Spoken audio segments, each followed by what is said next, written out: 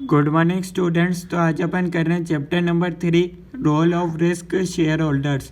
तो सबसे पहले मैं आपको बता देता हूँ ये अपन SPM सेट सी का रिस्क मैनेजमेंट का चैप्टर नंबर 3 है और अपन आज की वीडियो में चैप्टर नंबर 3 को पूरा कंप्लीट करेंगे। सबसे पहले अपन देख लेते हैं MCQ लाइन्स, यानी कि ये लाइन्स एग्ज़ाम में आ चुकी है।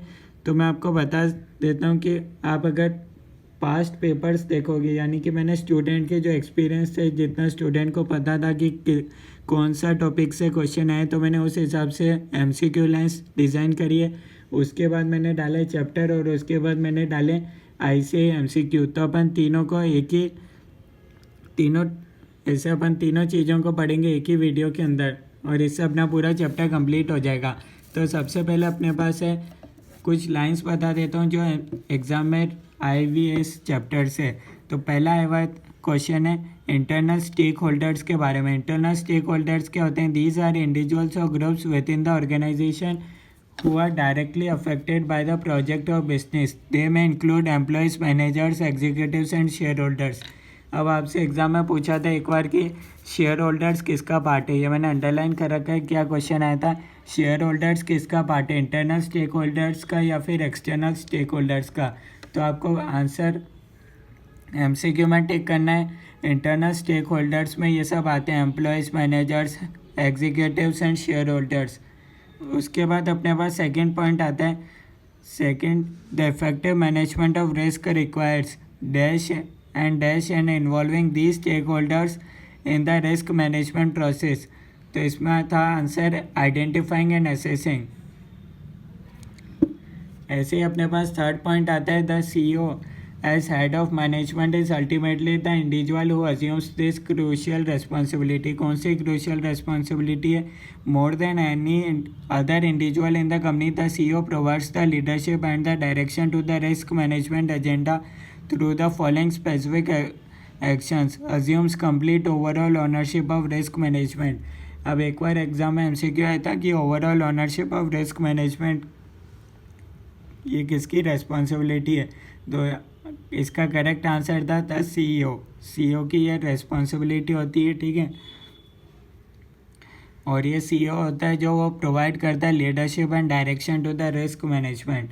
तो इस तरीके से आप देख सकते हो। फोर्थ पॉइंट अपन पढ़ लेते हैं। Most of above actions of a CEO are expected to be perform personally and not delegated as they are aimed at promoting a high level impetus towards a risk mature environment at the top, something which is very crucial to the success of risk management system. These actions by the CEO make all difference for risk management to become either a business imperative or an administrative formality. ठीक है, तो इस fourth point में आपको बता रखा है CEO को क्या करना चाहिए, खुद पर्सनली परफॉर्म करना चाहिए काम, अपना काम को डेलीगेट नहीं करना चाहिए, ठीक है। रिस्क मैनेजमेंट का जो भी काम उसका होता है CEO का, ठीक है। तो ये डिपेंड करता है, अगर CEO खुद करेगा, पर्सनली करेगा तो वो बिजनेस इम्परेटिव होगा, और अगर वो डेलीगेट करेगा तो वो जस्ट एक फॉर्मेलिटी कहलाएगा, ठीक है। The formal will be long term sustainable preposition. अगर CEO खुद ये अबाव एक्शंस करेगा तो वो लॉन्ग टर्म सस्टेनेबल प्रपोजिशन में आएगा and add value to the enterprise. और अगर CEO खुद काम नहीं करता, वो अपना काम डेलीगेट करता है, तो latter will merely become a cost burden. तो आपसे डैश पूछ सकते हैं कि अगर CEO पर्सनली करेगा तो उसमें क्या आएगा, लॉन्ग टर्म सस्टेनेबल प्रोपोजिशन, और अगर वो अपना काम डेलीगेट करेगा तो वो सिर्फ एक कॉस्ट बर्डन है एंटरप्राइज के लिए। उसके बाद अपने पास आता है फिफ्थ पॉइंट आता है a dash deals with the analysis assessment and control of risk. तो इसका आंसर है risk manager deals with analysis assessment and control of risk. They identify weakness that could damage a company or organization from a financial, operational or security perspective, prevent them and resolve them. तो ये आपसे पूछ सकते हैं ये किसका काम होता है? तो ये काम होता है रिस्क मैनेजर का। They are responsible for developing strategies, process and systems for risk management. अब यहाँ आपको दूसरा दे देंगे, रिस्क मैनेजर की जगह आपको ऑप्शन में दे देंगे रिस्क ओनर, रिस्क मैनेजर। तो आपको ये बताना है ये सारा काम किसका है, कौन रेस्पॉन्सिबल है स्ट्रेटजीज़ को डेवलप करने के लिए, process and system for risk management. तो इसका करेक्ट आंसर होगा रिस्क मैनेजर। तो इन लाइन से MCQ बन सकता है, इसलिए मैं आपको ये बता रहा हूँ। उसके बाद अपने पास 6 पॉइंट आता है, a dash can be defined as an individual generally at the senior leadership level who is responsible and accountable for identifying, analyzing and mitigating various risks and also ensuring the appropriate management within the organization। तो इसका answer होगा risk owner. तो ये कुछ lines आप 2-3 बार पढ़ लोगे तो आपको पता चल जाएगा कौन सा रिस्क मैनेजर कौन सा रिस्क ओनर का काम है। रिस्क ओनर का क्या काम है? Identifying, analysing and mitigating risk.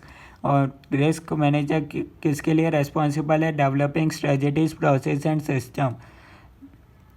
उसके बाद आपको दे रखा है they can be considered as a primary point of contact for overseeing the effectiveness of risk mitigation strategies, collaborating with other personnel involved in risk management activities and ensuring overall project success।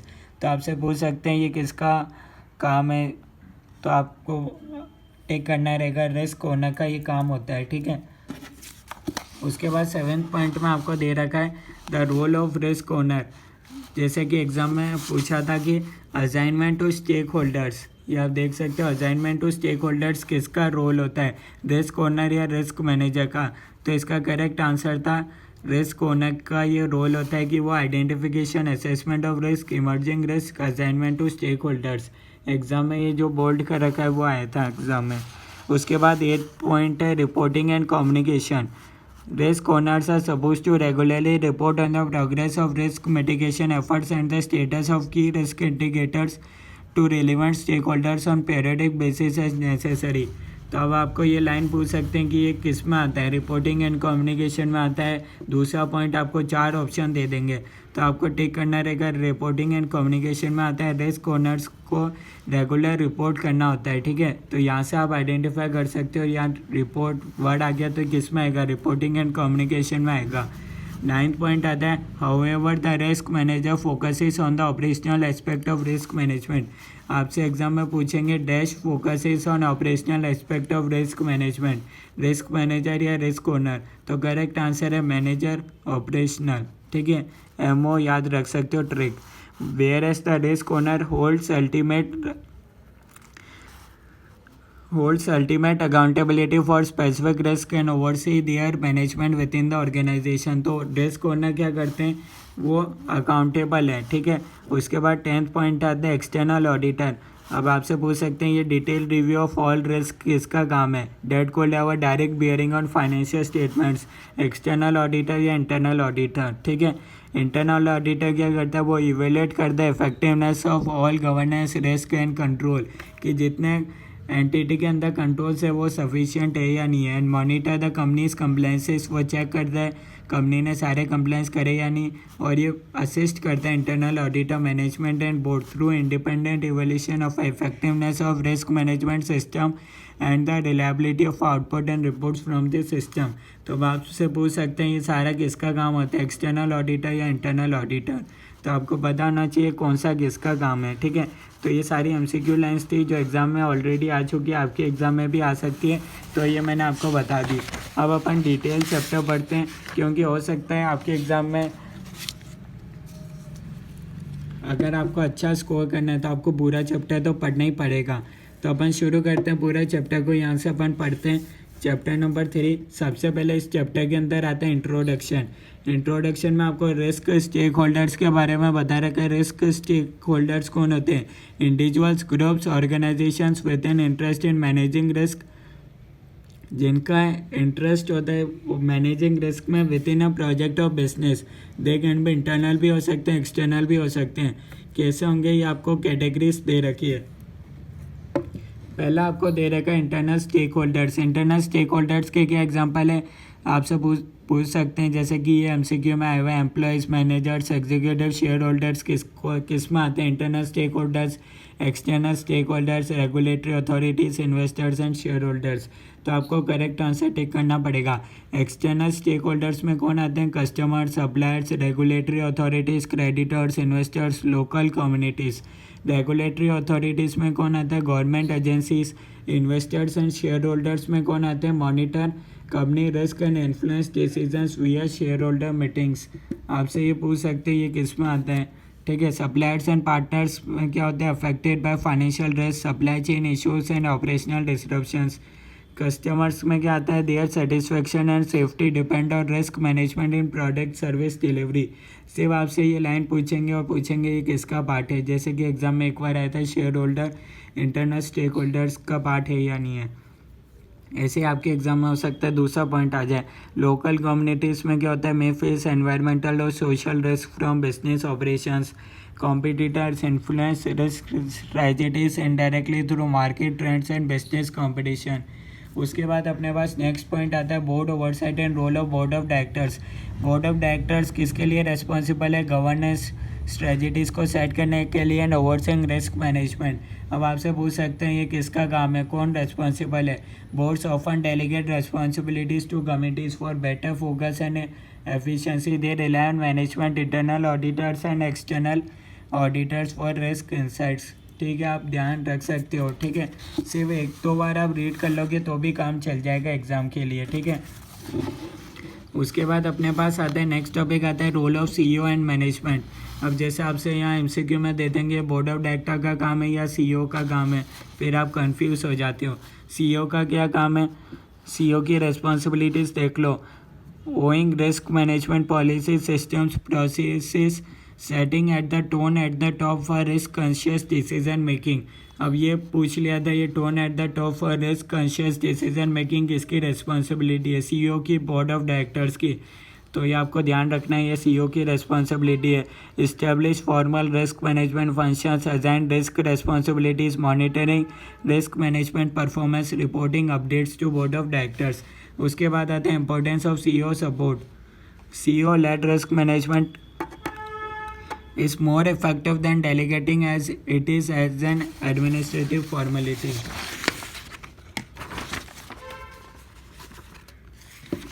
उसके बाद आपको दे रखा है strong risk mature environment improves long term business sustainability. ठीक है, कुछ line मैंने एक्स्ट्रा भी दे रखी है पूरा चैप्टर को कवर करने के लिए। ठीक है, उसके बाद नेक्स्ट टॉपिक अपने पास आता है, role of risk managers and risk owners. अब आपने देखा होगा दोनों से बहुत एग्जाम में काफ़ी बार क्वेश्चन आए, रिस्क मैनेजर का रोल क्या है, रिस्क ओनर का क्या रोल है, आपको कंफ्यूज कर सकते हैं, इसलिए आप इसको ध्यान से पढ़ना। रिस्क मैनेजर क्या करता है, एनालाइज करता है, एसेस करता है एंड कंट्रोल करता है risk and financial, operational and security domains. Develop करता है risk management strategies, process, system. एक तो ये एमसीक्यू आया था, मैंने आपको बता दिया। रेस्पॉन्सिबिलिटीज़ क्या है, सबसे पहले वो आइडेंटिफाई करता है रिस्क को, बैलेंस करता है रिस्क रिटेंशन विद इंश्योरेंस, कितने रिस्क ऑर्गेनाइजेशन को लेनी है, अलोकेट करता है उस हिसाब से बजट्स, रिव्यू करता है कॉन्ट्रैक्ट को फॉर रिस्क इम्प्लीकेशंस, एंश्योर करता है fair and consistent claim settlements हो है। ठीक है, अब रिस्क ओनर्स का क्या काम है, रिस्क ओनर्स क्या करते हैं, रेस्पॉन्सिबल है identifying, analysing and mitigating risk. वहाँ ऊपर था कंट्रोल रिस्क, या identify, analyse and mitigating risk. यहाँ के वर्क विद स्टेक होल्डर्स, आपसे पूछ सकते हैं कौन वर्क करते हैं स्टेक होल्डर्स के साथ, तो वो है रिस्क ओनर्स। इनकी क्या ड्यूटी है, आइडेंटिफाई करना रिस्क को, असाइन करना risk responsibilities, allocating resources, review risk control measures, promote risk awareness. ये एग्जाम में आया हुआ है, प्रमोट रिस्क अवेयरनेस किसका काम है, रिस्क ओनर या रिस्क मैनेजर। रिपोर्टिंग की risk indicators and mitigation process. अब दोनों में क्या डिफरेंस है, ये एग्जाम में ऑलरेडी आया हुआ है। रिस्क मैनेजर क्या फोकस करता है, ऑपरेशनल एस्पेक्ट्स पर। एग्जाम में कंफ्यूज नहीं हो तो ये याद रख सकते हो, एमओ। मैनेजर क्या करता है, ऑपरेशन करता है, यूँ याद रख सकते हो। ओनर क्या करता है, अकाउंट्स संभालते हैं।